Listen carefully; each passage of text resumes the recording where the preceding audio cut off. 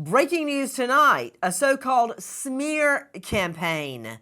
Everybody's favorite gossip girl, Blake Lively, battles her co-star, Justin Baldoni, after shock sex harassment claims emerge. Good evening, I'm Nancy Grace. This is Crime Stories. Thank you for being with us.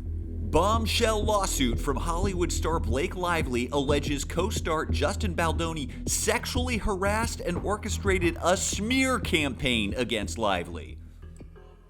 A smear campaign alleged?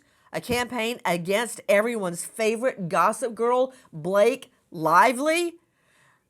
What we are hearing includes undesired lip biting during sex scenes, sucking on lips, people barging into her dressing room while she's completely nude or partially nude or breastfeeding, allowing friends of friends to watch as she is partially nude, performing sex scenes in very vulnerable positions. What happened? Okay, the name of the movie, It Ends With Us. Before we get into the meat of this vicious battle in court, I want to go to Rob Shooter very quickly, host of Naughty But Nice podcast, former publicist, author of The 4-Word Answer. Rob, thank you for being with us. Rob, you have worked with so many stars. I may need to go to a shrink on this, but do you believe, as many of us do, you know, the little people out there watching movies and TV, do you believe a star's true persona comes out on the screen? Oh, that's a really good question. I think that the most successful actors and actresses are playing roles where they can find an element of themselves in that role. And so I think that's the sort of golden ticket here. This is what makes them really, really successful. But we know from day one, forget the characters, these two just did not like each other from day one. Okay, hold on. Judge, objection, not responsive. I simply asked you one thing, and that is, do actors and actresses, do we see any of their real persona? That's a yes, no. I don't know where you went with that, Shooter, but my point is, did you just see that trailer with Blake Lively? Because she seems so likable and friendly. Now, I never knew about Gossip Girls. I guess I was in law school or practicing law, but my daughter found it, and we've been watching it. You know, in all those years she was in Gossip Girl, I never heard a bad word about her, Rob Shooter. Am I wrong? Did I miss something? I've heard mixed things about Blake Lively over the years. I think here it's really difficult because it's hard to separate her from the characters that she's played, from the characters that we love. And so I think we want to believe that she is that person on the screen, but as we all know, okay, but let me analyze, quote, what you've heard about Blake Lively. And all the years that she has been on camera, give me two things negative about what you've heard about her, because I guarantee you it came from a mean girl. Because I've seen so many women piling onto Blake Lively, I think they're jealous. So what are the bad things you've heard about Blake Lively? I've heard that she's very controlling. I've heard she's very controlling. She's what? That she likes to, controlling. That she likes to... Controlling. Okay, what's wrong with that? Number two, what's the other thing?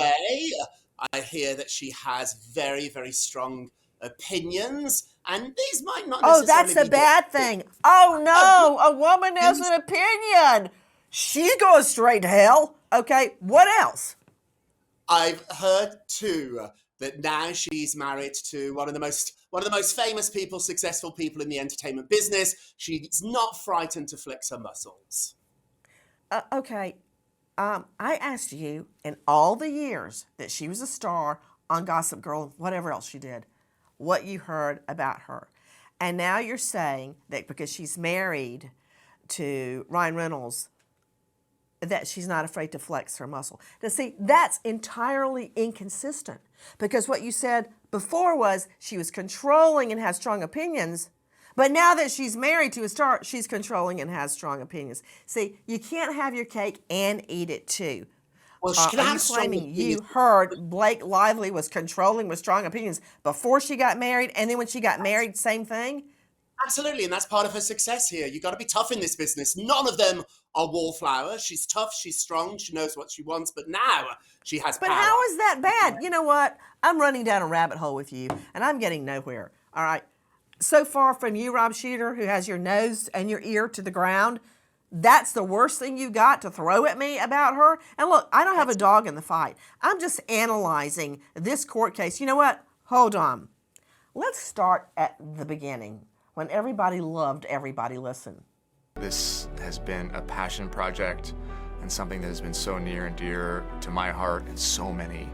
And it wouldn't happen without you, without your love, without your support, without you being such huge fans of the book and caring so much about Lily and her story. Hello, Blake Lively here. Colleen Hoover. And It Ends With Us is in theaters now, so grab your friends, wear your florals, and head out to see it. Okay, first of all, what's a floral? What does that mean? Wear a floral. Does that mean a floral print dress? Is that what she's talking about? Okay, don't have any of those. But that said, that is from the official Instagram page of the movie It Ends With Us. Now, did you see everybody all smiles and happy and getting along? How did it go from that to this? A bombshell lawsuit filed by Blake Lively against her co-star and director less than 2 weeks after the movie It Ends With Us leaves theaters, having pulled in over $350 million. The lawsuit alleges sexual harassment and claims that Baldoni exhibited behavior that caused her severe emotional distress. TMZ reports the lawsuit states there was a meeting attended by individuals including Lively, her husband Ryan Reynolds, Baldoni, and their lawyers to address Lively's claims, as well as other cast and crew members, and to reach an agreement on requirements Lively needed to continue working on the film. Okay, that smells like trouble. In the middle of a project, you have to have a big meeting about the requirements necessary to move forward on that project. Okay, so it goes from everyone being totally in love to a bombshell lawsuit, and now this. Justin Baldoni files a $250 million lawsuit against the New York Times over the investigative article titled, "We Can Bury Anyone Inside a Hollywood Smear Machine." Baldoni and 9 other plaintiffs, including publicist Melissa Nathan and Jennifer Abel, are suing the Times for libel and false light invasion of privacy over the article. The group suing includes producers of the movie It Ends With Us, Jamie Heath and Steve Sarowitz, claim the New York Times relied on altered communications, stripped of necessary context, and deliberately spliced to mislead. Okay, straight out to Daryl Cohen joining me, former felony prosecutor, now high-profile civil and defense attorney. Daryl, thank you for being with us. You've been involved in so many movie scenarios. It's really hard to make sense of what is the truth. That's going to be decided in court, of course. But when I have a damning piece of evidence against someone and their defense says, "Oh, you took that out of context." Okay, I would have a field day with that. Yes, I wrote the damning piece of evidence. I said that, but you took it out of context. That's what do you make of that? Well, start, Nancy. This is complete nothing more than Hollywood. It's Hollywood all over again. Think Amber Heard and Johnny Depp. This is nothing more than that. It is out of context, or it's not out of context. Put him up. But it's used, but it's Put him entertainment. up, I said. Cohen, wait a minute. Nothing more than, quote, Hollywood entertainment. I call a $250 million lawsuit a lot more than just gossip, innuendo, or rumor. And not only that, when someone takes down or tries to take down your reputation, which is really all you've got, once you lose that, technical legal term, you're screwed. If this is true, that Baldoni tried to destroy Lively's reputation, that's a very big deal. That's all she's got, is her reputation as an actress. Nancy, that's true.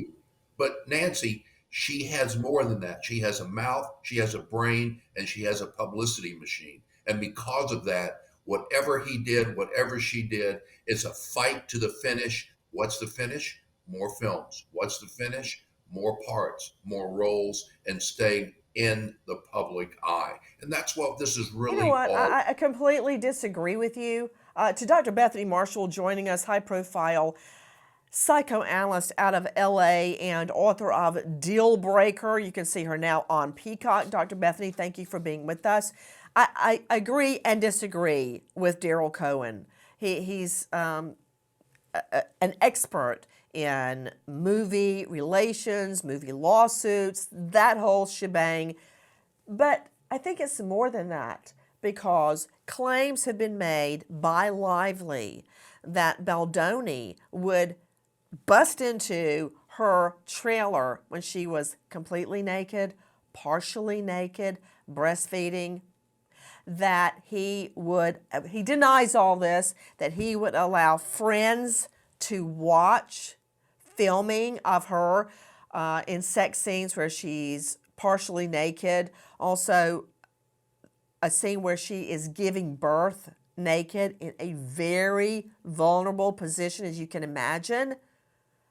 I would do a backflip. And everybody's trashing her about bringing in Ryan Reynolds, her husband, to a meeting. I'd have to beg my husband not to kill somebody. Don't start a big fight, for Pete's sake. Don't get us all thrown in jail. Why shouldn't she bring her husband in? I mean, this is so bass backwards. I don't get it. You know, Nancy, part of a healthy marriage is that couples protect each other. So he's coming in to protect his wife. I think what's interesting about this movie is that life imitates art in a way, and Justin Baldoni is the producer, and he has chosen to produce a movie about a man who's sexually aggressive and a woman who decides to end intergenerational domestic violence. This is his story. It's not hers. She's merely an actress in it. And so from a psychoanalytic perspective, I would wonder if this story is near and dear to his heart for some other reason. Now, okay, you've lost me. I don't know what you're saying. I took a note, Dr. Bethany, the irony. I think this is what you're saying. The irony that this is about, the movie is about a woman victimized. And now there are claims that a woman is being victimized as part of the movie. I don't think that somebody bursting into your trailer while you're butt naked, telling you need to lose weight.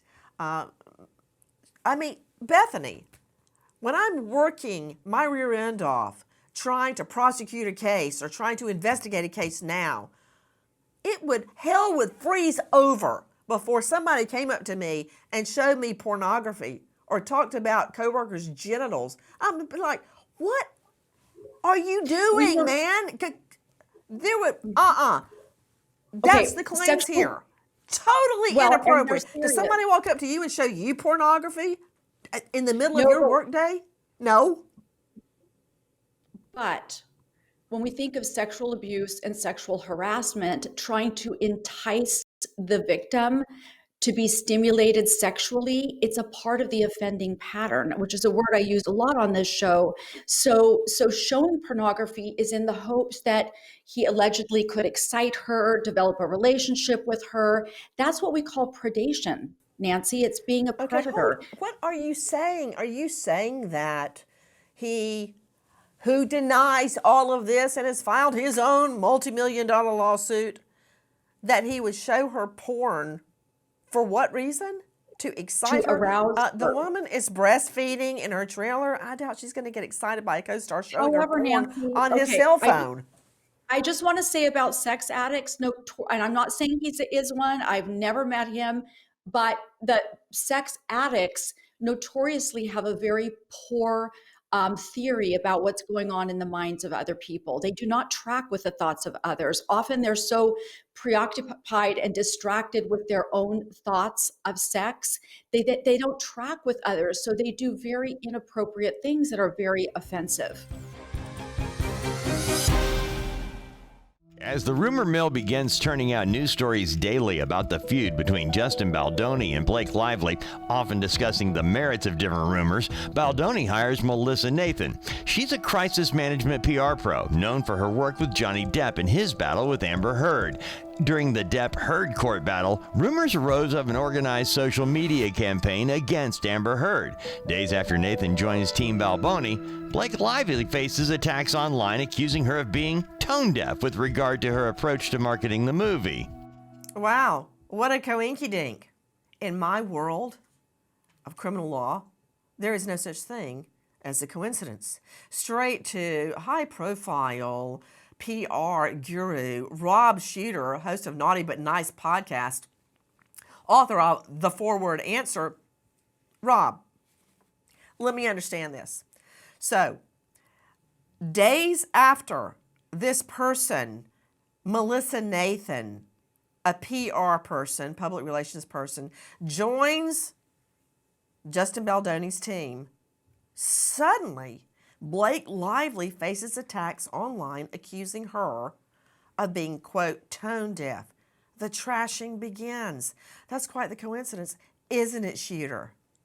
Yeah, it's no coincidence at all here. You hire these PR pit bulls to plant bad stories about your competitors, people that you don't like, people that can make you look better. So this is an old story in PR. This is not new. It's now being out there for, I think, the first time in a long time, really front and center. But this is not new. And let's remember, too, Blake has her own PR machine, and they're claiming that Justin's claiming that they attacked him. So this is just a trick of publicists. This is why you hire a very expensive publicist.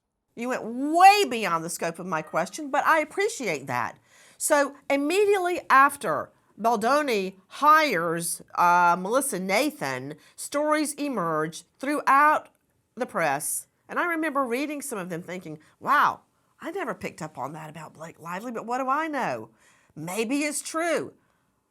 But then take a look at what is alleged about her. For instance, here's a so-called mean girl moment by Blake Lively. Let's watch. So if someone understands the themes of this movie and they want to really talk to you, what's the best way for them to be able to talk to you about this? How would you recommend they go about it? Like asking for like my address or my phone number or like my location share. Or I could just location share you and then we could... That's from Jake's Take on YouTube. Now, did you see what I just saw? Because I took it to be that she was joking around, kidding. You know what? Let's watch it one more time because I'm not getting any sense of bad girl here. So if someone understands the themes of this movie and they want to really talk to you, what's the best way for them to be able to talk to you about this? How would you recommend they go about it? Like asking for like my address or my phone number or like my location share. Or I could just location share you and then we could... That's the bombshell? That makes Blake Lively a mean girl? That's, again, from Jake's Take on YouTube. Joining me right now, in addition to Rob Shooter, Dr. Bethany Marshall, and Daryl Cohen, celebrity lawyer, Lynn Shaw is with me, founder, executive director, Lynn's Warriors, who has shot to fame in her opposition to all things dirty ditty. Her other life that you don't see on camera, she created Lynn's Warriors, that is committed to ending exploitation of women and sex trafficking in any form. You know, Lynn Shaw, I usually have you join us when we are talking about sex crimes on girls or women or men. The exploitation of women is a very nuanced thing. It comes in many, many forms. Like, for instance, a woman is shamed because she gains weight after having a baby. You know what? The twins are 17. I just went on a diet. Okay. Women are shamed because they have strong opinions. They're put in a position of power and authority, yet when they exercise power and authority to complete their job, then they're shamed. They're evil. They're bitches. They're divas. In my mind, that is exploiting women. You put them up on a pedestal only to tear them down. Nancy, you're absolutely right. But we at the Warriors are based on facts. Obviously, Nancy, you have not been a fan of the Sisterhood of the Traveling Pants, because I just want to mention one thing. It goes back to the 90s. A lot of stories behind the scenes about Blake Lively and her behavior. Now, that doesn't mean much. She was much younger then. Let's fast forward. Here's what I want to say. This movie. Okay, Now hear me out, whoa, everybody. No, you have to hear. You You just have to said hear what I have facts. to say. What behavior in the 90s was supposedly bad? Oh, Nancy, please. There have been stories about her for decades where she was very mean to About people what? people interviewing Ooh, her. she's She was very mean. snarky. Ooh, Sorry, you're in snarky. show business. Ooh. No, especially So if you're what? a woman. Especially if you're a woman, we've got the double standards everybody knows about, because I'm here to say it's still a man's world in Hollywood. That's the way it goes. It's a very tough thing. So her reputation has been questioned many times over the last few decades. The So worst that, you can throw yes. out there, Lynn Shaw, she was snarky and mean. Nancy Okay. Grace, she has been I think I mean heard to that other- back in high No. school. Oh, no, it was the fifth I'm grade. telling Okay, you. go ahead. She has been mean. She has been called herself a mean girl by other actresses. So Okay. what? Okay. Even you gotta if hear she me out. was, which I'm not buying into, so what? That's the worst you've got. I mean, I'm used to dealing with rapists, serial killers, child molesters, and you're telling me she was mean when she was 21. Okay. I am fast And? forwarding. I am fast forwarding now to some facts that this movie Okay. has grossed so far 351 million worldwide with a budget of 25 million. So a lot of these people here are making a lot of money. This is a real mudslinging case because we deal with real world, real people, real victims. Here's my big question I want to ask.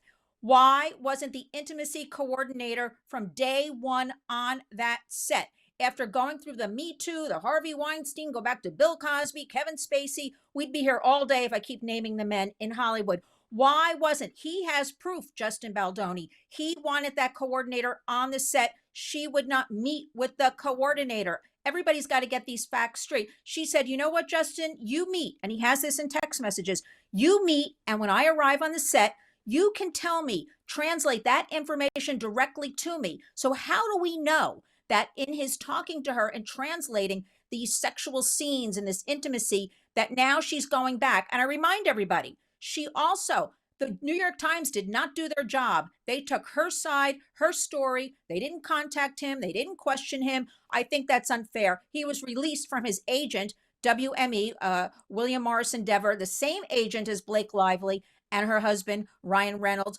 Why was he, you're innocent until proven guilty. So I want to go back on something. If she's pulling I hardly think that a talent agency dropping you equals a guilty verdict. But hold on. I want to address what you said.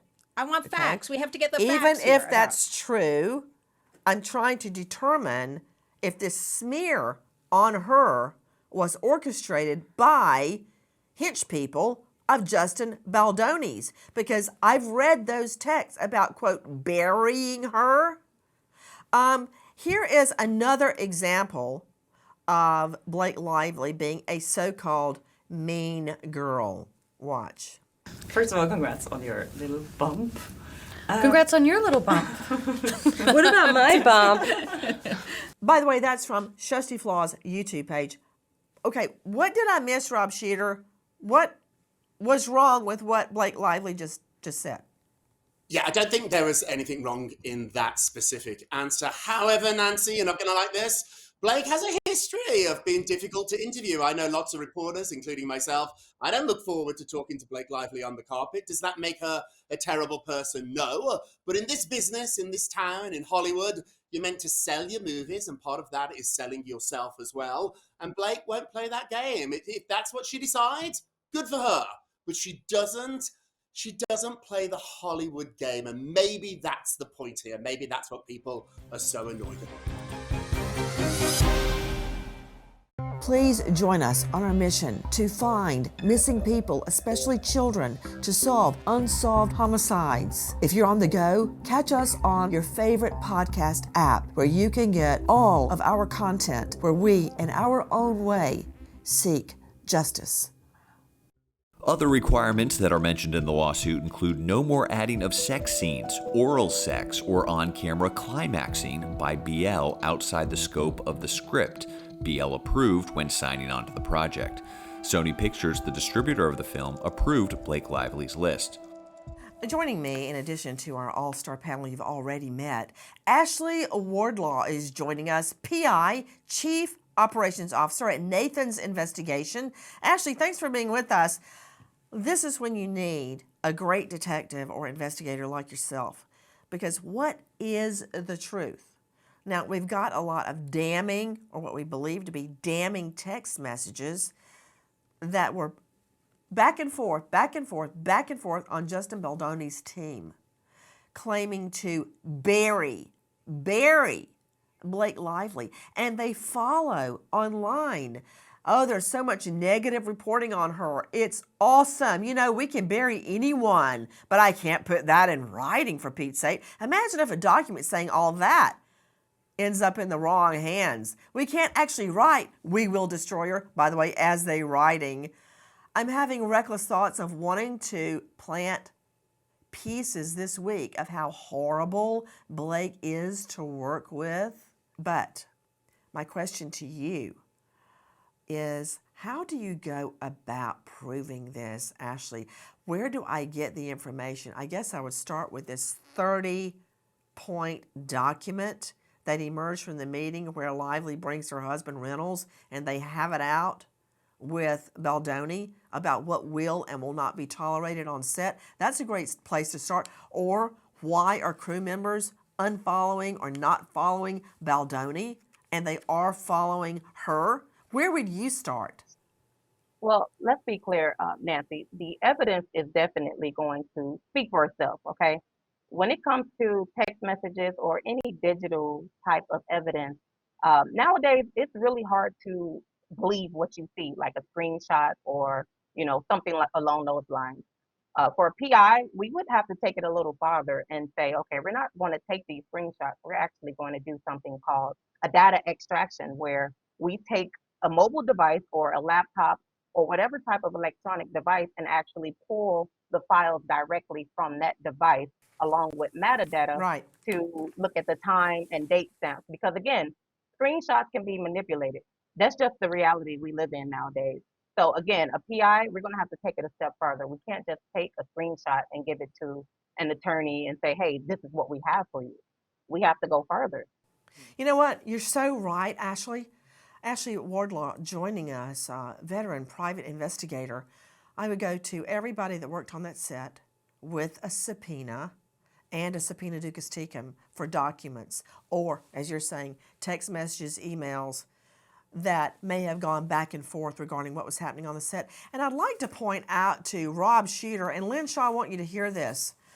It sounds like what you were saying about Blake Lively not wanting an intimacy coordinator on the set is just another plant against her, because I've got the document, what purports to be the document that she submitted, her demands, and number 18 of that 30-point list is an intimacy coordinator must be on set for all scenes involving nudity and or simulated sex and must have a monitor to ensure compliance. So this is Blake Lively's request.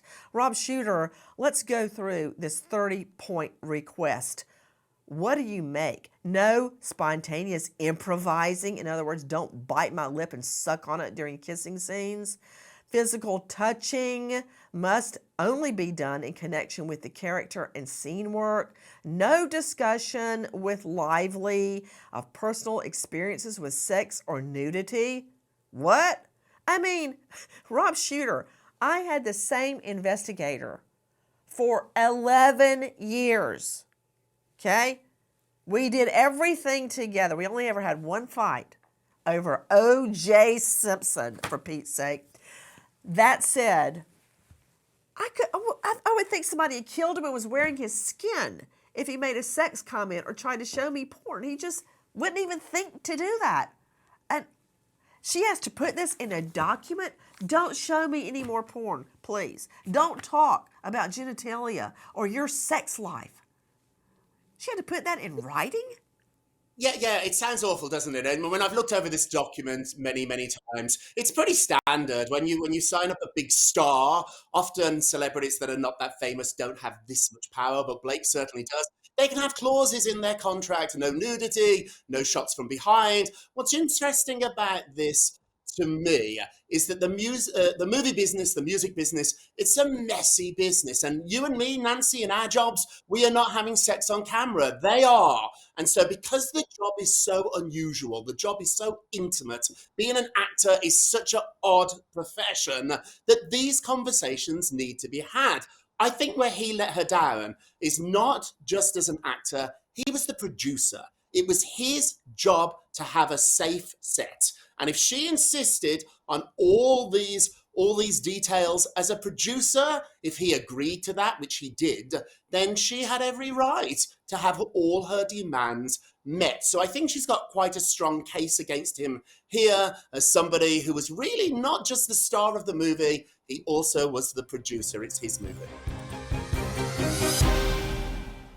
Justin Baldoni, working with his crisis management PR specialist, Melissa Nathan, sent examples of a viral social media thread accusing another celebrity of bullying, writing, "This is what we would need." According to the New York Times report, Nathan soon floated proposals to hire contractors to dominate social media through full social account takedowns by starting threads of theories and generally working to change narrative. All of this would be most importantly untraceable, she wrote. Wow. Okay. Decipher that. I'm only used to Latin phrases and lawyers throwing around legal terms. To Rob Shooter, what are they saying? They're saying that he hired a PR team to trash Blake Lively. And I think that is going to be hard to prove not true. Shortly after this PR team was hired, lots of stories started to pop up that were really unflattering about Blake. Now, I've been doing this a long time, Nancy. I would argue that 80-90% of the calls that I get are publicists trying to spread a rumor or something mean. And I think that this looks like it's pretty clear here. Shortly after his PR expert started, we started to see really tough stories about her. I've got to say, though, Nancy, this is awful, but it's not unusual. Ew. Okay. And I thought the law was a pigsty. Okay. This was a big mistake as well. I find it really interesting. Let me go out to Ashley Wardlaw, private investigator, Chief Operation Officer at Nathan's Investigations. Ashley, I was wondering, how did they get a hold of these alleged texts? Okay. How did they get Baldoni's texts? How did they get his PR team's texts? Well, as it turns out, and correct me if I'm wrong, everybody on the panel, someone on his PR team either quit or got fired and made those texts available to Blake Lively's camp. That's where the text came from. No need for a subpoena.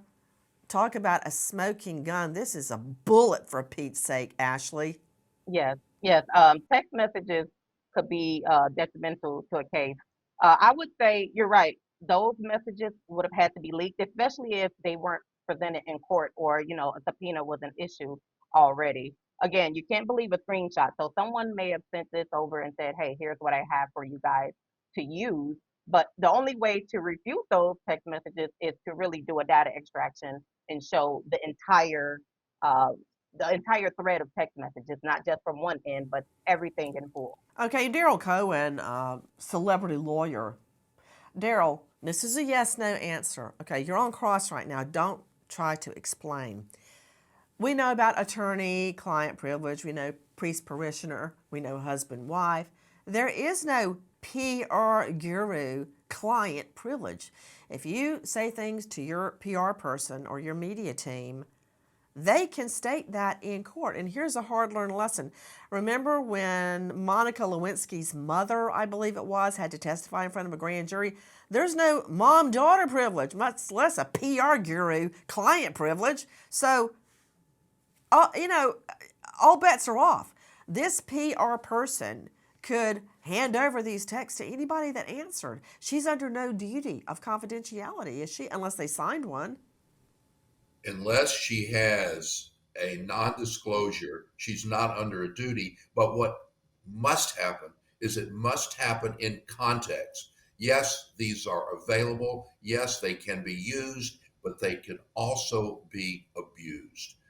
Don't get mad, get even, make sure that the publicist is well coached and knows how to explain what happened and why, if it ever gets Oh, that. wait. Hey, Daryl, look at your screen. I don't like this.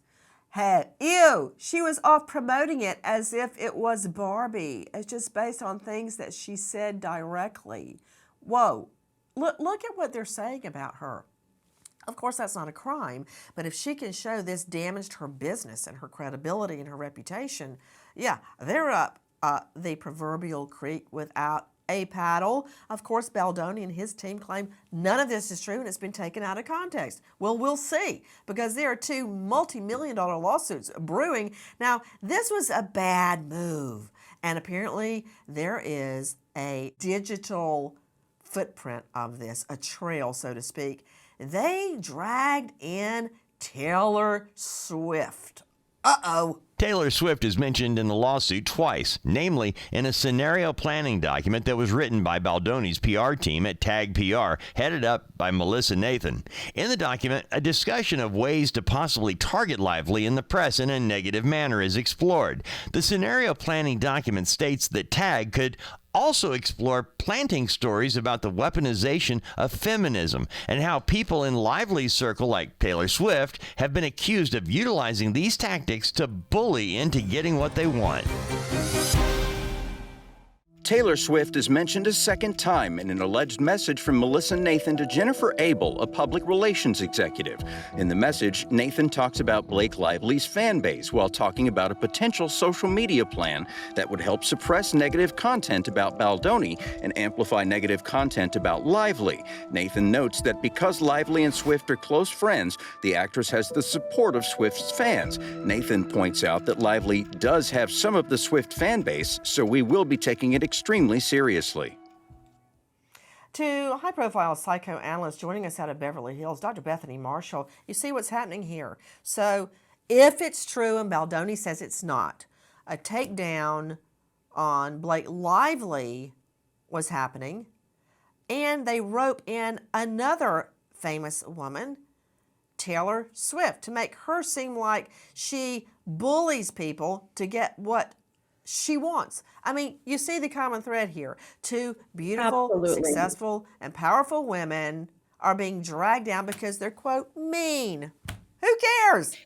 You know, Nancy, if we were covering a rape case, would we say the woman deserved to be raped because she wore a short skirt, or she was in the wrong part of town, or we didn't like her personality? No, a rape is a rape. This is such a common pattern in Hollywood. Think about Harvey Weinstein. What happened when he harassed women and they Do stood I up have to him? to? He sank their careers. P. Diddy, which we've been covering, it's been all over the news. What was a part of his offending pattern?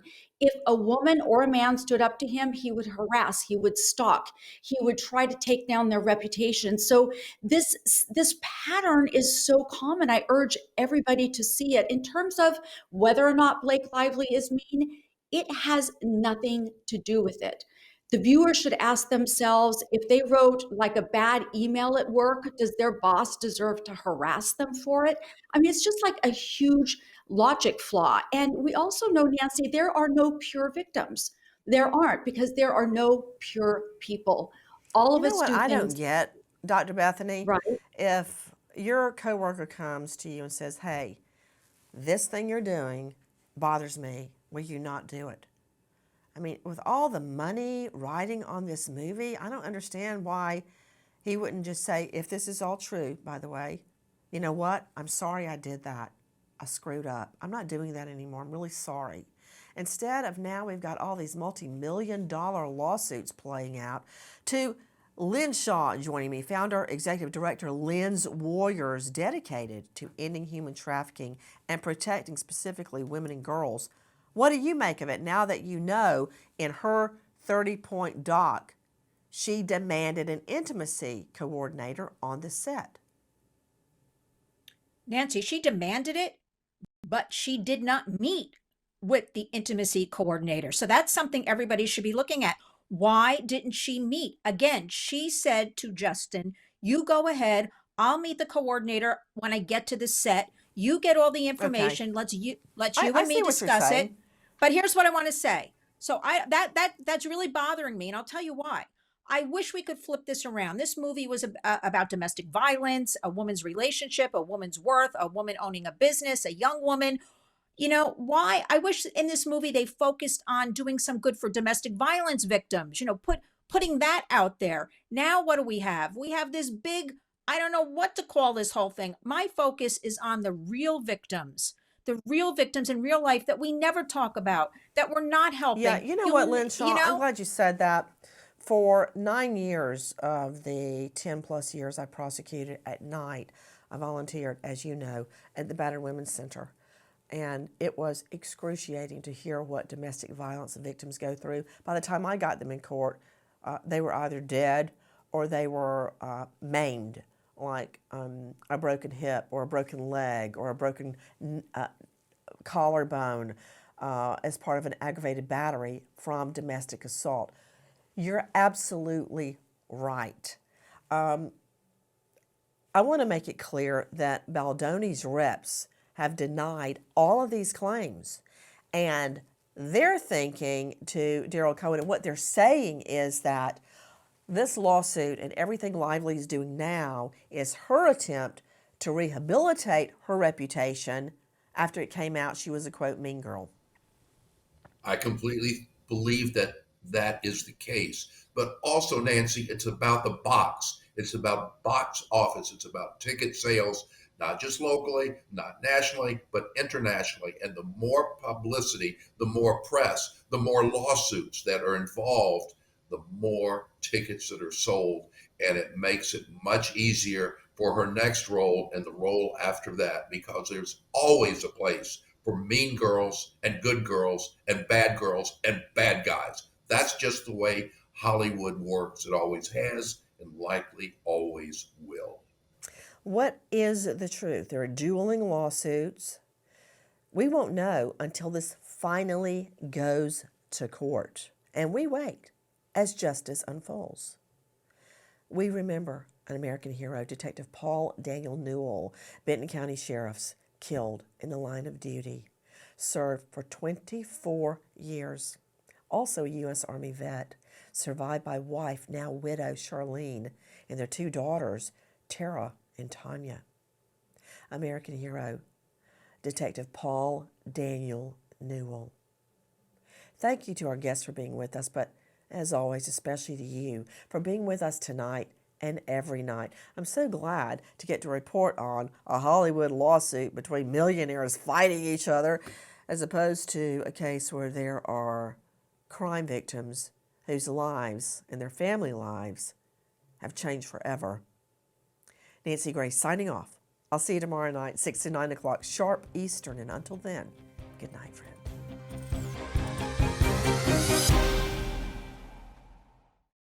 Please join us on our mission to find missing people, especially children, to solve unsolved homicides. If you're on the go, catch us on your favorite podcast app, where you can get all of our content, where we, in our own way, seek justice.